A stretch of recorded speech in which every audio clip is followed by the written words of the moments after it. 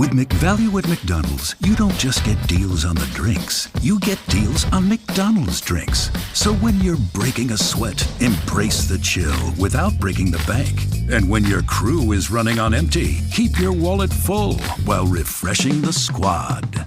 Grab a cold drink at a hot price, like a refreshing Coke Zero or sweet tea in any size for only $1.49. Price and participation may vary. Cannot be combined with any other offer. Ba-da-ba-ba-ba. Frequency Podcast Network.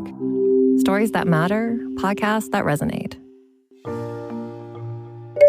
Hey, ChatGPT, write me an introduction for a podcast episode about using artificial intelligence for therapy. Okay, listeners, here's what it wrote. We are diving into a topic that's as fascinating as it is deeply personal: the rise of artificial intelligence in mental health therapy, from AI chatbots offering emotional support to virtual therapists helping people navigate anxiety, grief, and loneliness.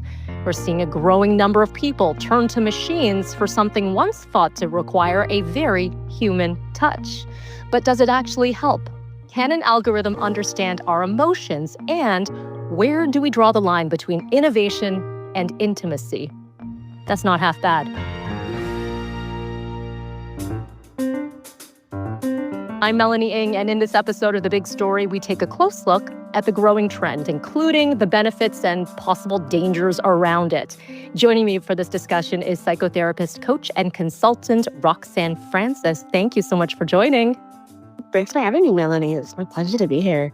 This is something, and to be very honest with you, I've had this conversation outside of what we've seen in mainstream media and the articles going around about this. I know a good handful of people who turn to AI and chatbots as their prime source of therapy. So, I mean, let's be very honest, in 2025, we can't ignore it. We know that this is something that's going to be here to stay.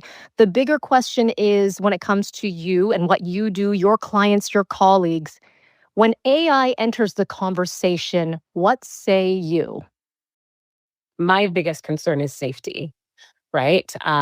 Because part of the work that we do is we assess safety, self-harm, harm to others, and we are responsive to that. And we have accountability. We have colleges that we are accountable to. We have to ensure that we are not, exposing others to harm.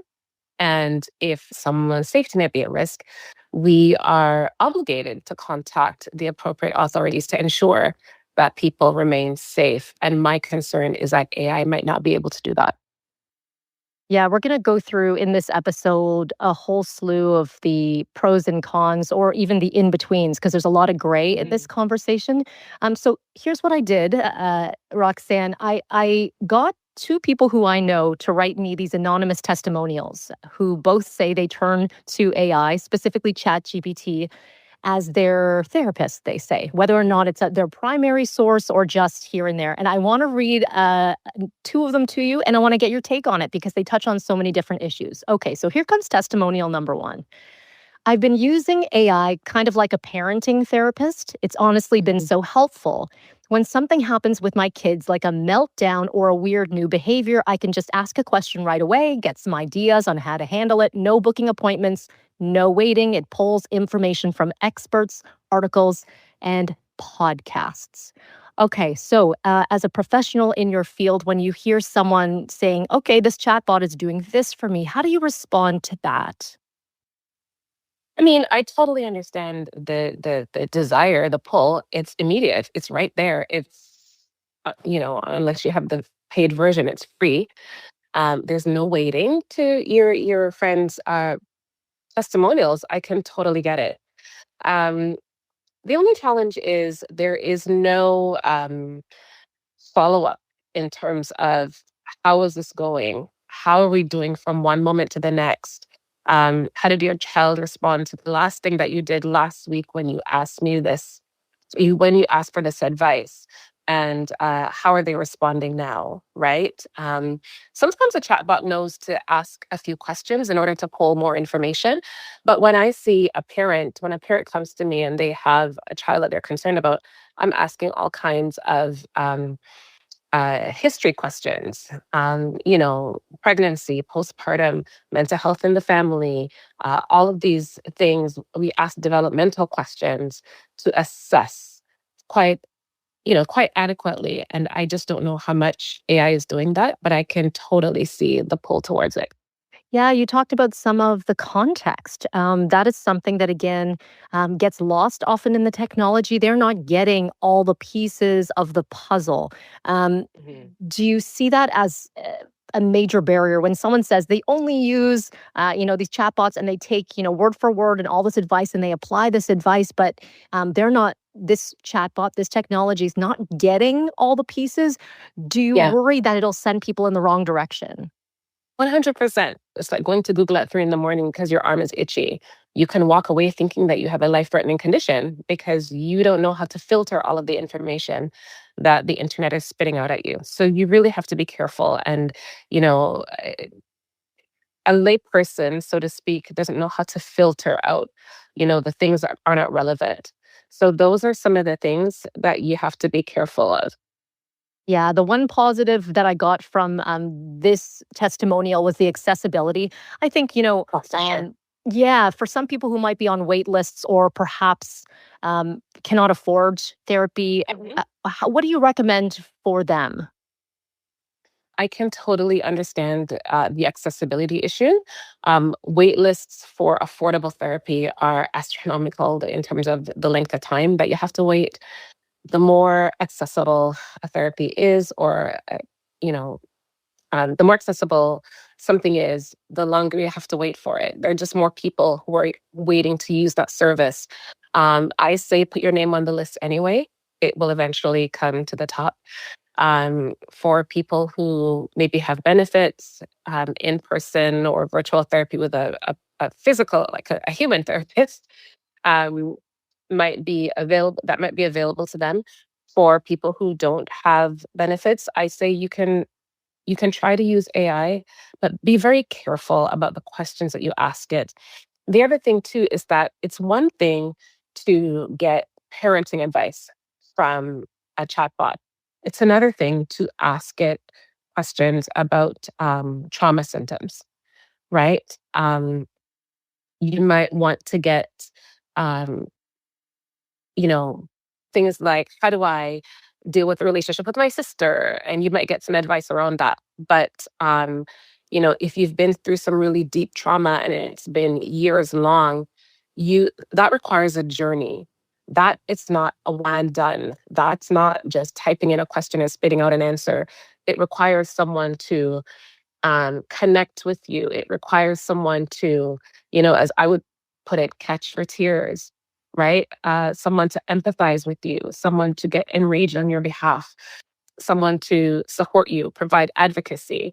And, as I was having a chat with someone about this yesterday, and I said, research has found that 80% of the movement or the healing that happens in therapy is a result of the person to person connection, right? And that is hard to get with AI.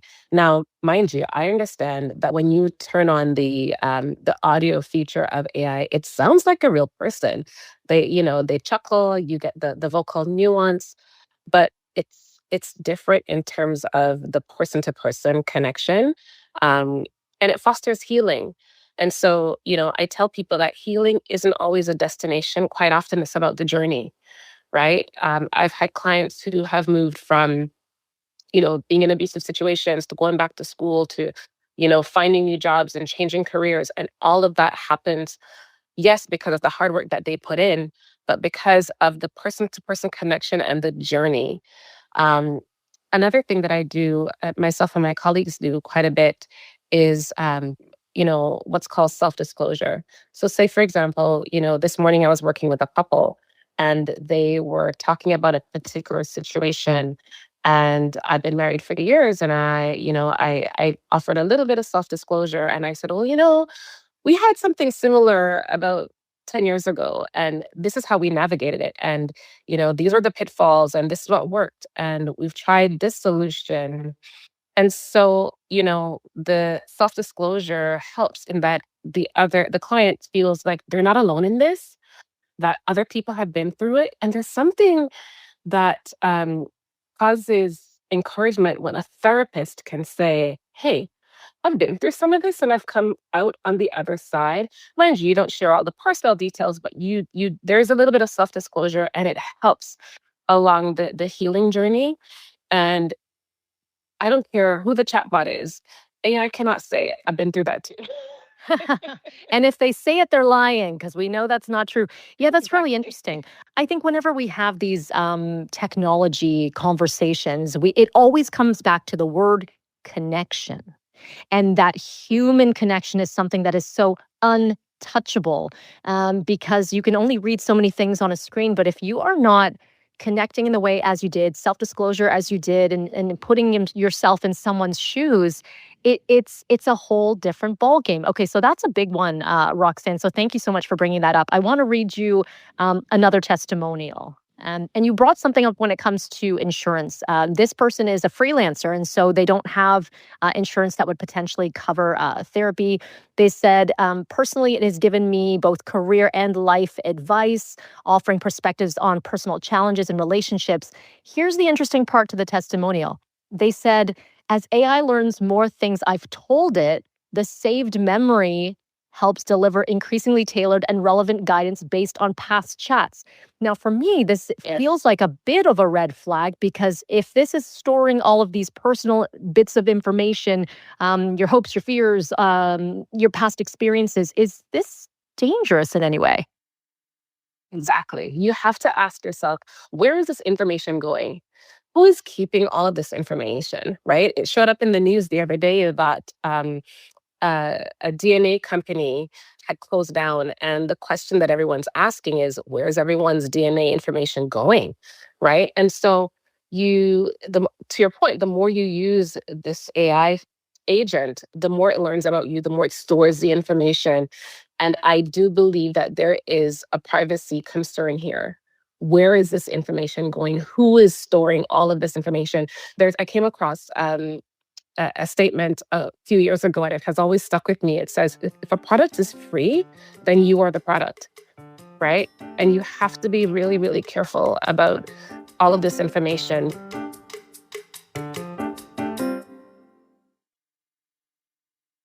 This actually feeds perfectly into something I was thinking about. So obviously you're making some notes, as you said, as you're having a conversation. Pretend I'm your client, and I've Mhm. seen you once a week, and you're making notes, but you're not taking everything. Is there a possibility to almost combine the worlds where it could work, just so notes get collated and collected, and so it's to your benefit? Like, is there a positive on your end in any way to use AIs to your benefit?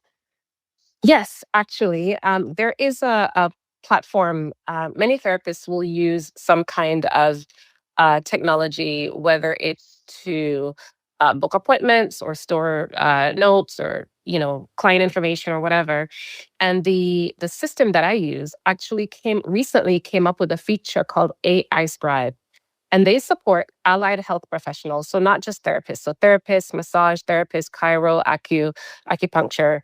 And what this program does is it takes a kind of a shorthand, so to speak. You get consent from the client.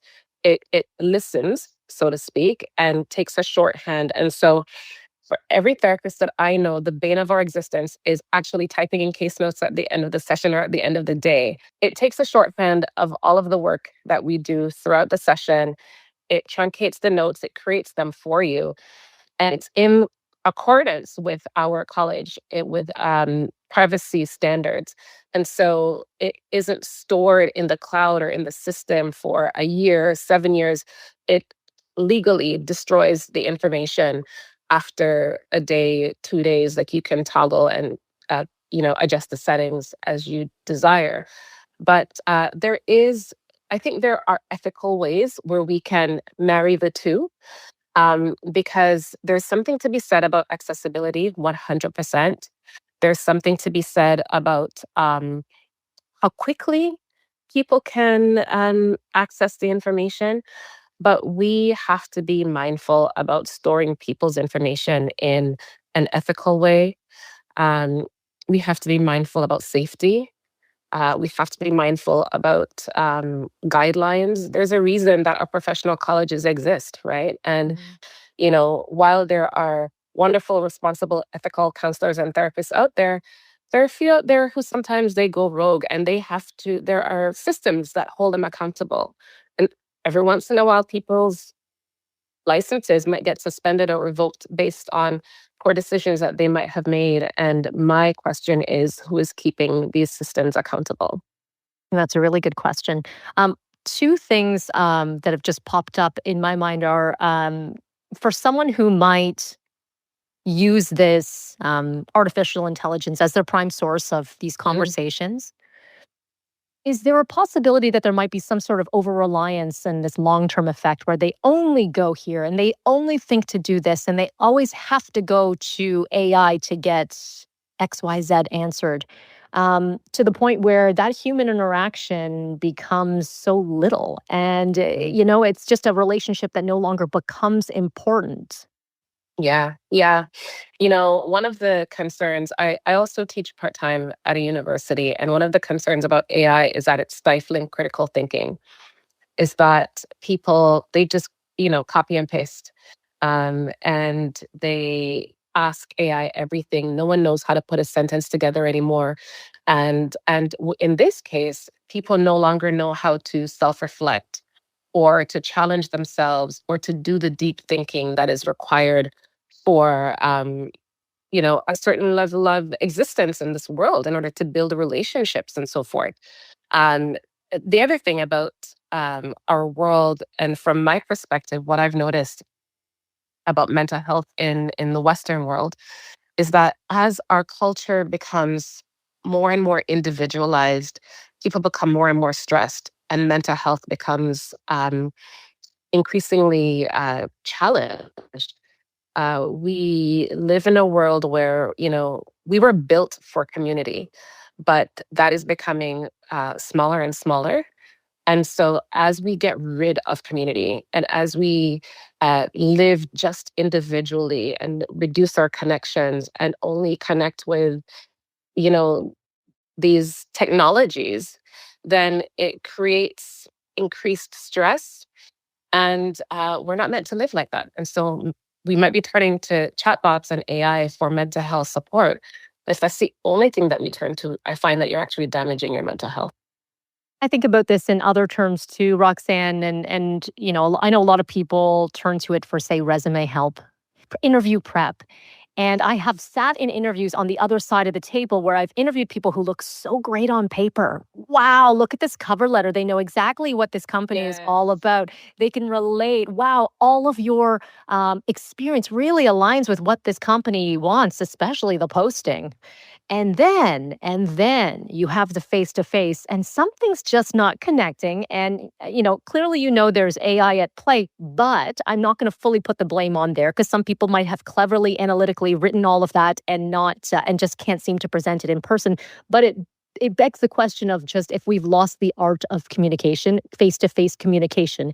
And so if we are happening to rely on technology and we lose this, what are we going to become? Are we no longer going to talk to one another? Are people only going to listen to this podcast? First of all, thank you for listening to this podcast. But are we only going to do that and not have we wouldn't have these conversations, Roxanne, if we weren't able to speak to one another. And that's a fear I personally have in the industry that I'm in and that you're in as well, that people will forget about the connection. I think it'll always be there, but there will be the individuals who say that maybe it's just not as important or does not take priority. So as we put a bow on this one, Roxanne, what would be your final words when it comes to AI therapy and the future of it and where you hope it goes?